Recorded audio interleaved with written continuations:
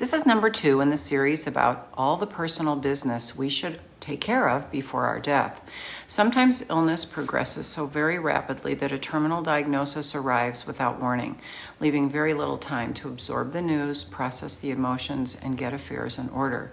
But let's say you're not on hospice, or there is time for you and your loved ones to get things in order. Please consider taking care of the following things to make everyone's life easier when a death is being faced. You should carefully consider first who will be your representative or representatives. And as you will see, more than one might be desired or needed. These people might be a spouse, a child, your close friend, even an attorney if you have no living family or heirs. Of course, there must be agreement and willingness of that person to be the appointed representative for your affairs and after death. It can be a big job. However, if you're well prepared, the tasks can be straightforward. So, let's say you have the willing person in place, and the next step then is to set up a durable power of attorney so that the person may make decisions and act on your behalf in the event that you become ill or incapacitated. Generally, there are 2 categories for these representatives. One is for financials and one is for healthcare. You may have 1 or 2 people designated. For instance, I'm a nurse, so I'm my mom's healthcare representative, and one of my brothers is her financial representative.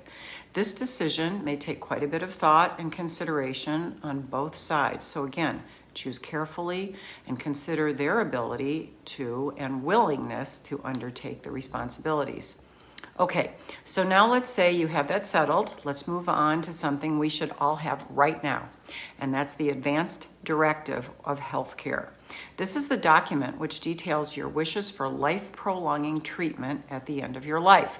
It allows you to designate that person as the durable power of attorney for healthcare who will act as your representative and make sure your wishes are followed if you become seriously ill or disabled and unable to make your own decisions.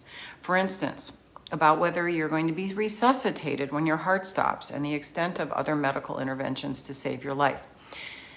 Check that one off. And here's one that's relatively easy, but also really important. You can do it right now. Start a list. Call it a contingency list or a life business list, personal inference list, whatever you want to call it. This is a written, hard copy, or digital document that is known to your representatives. And you start by detailing where all the important papers and legal forms are kept. Are they in a lockbox, a file cabinet? Are they in your safety deposit box? If it's a safety deposit box, make sure you know which bank, what's the number, where's the key kept, and make sure your personal representative who will be acting on your behalf has been to the bank with you and is able to gain access. Okay, back to the list.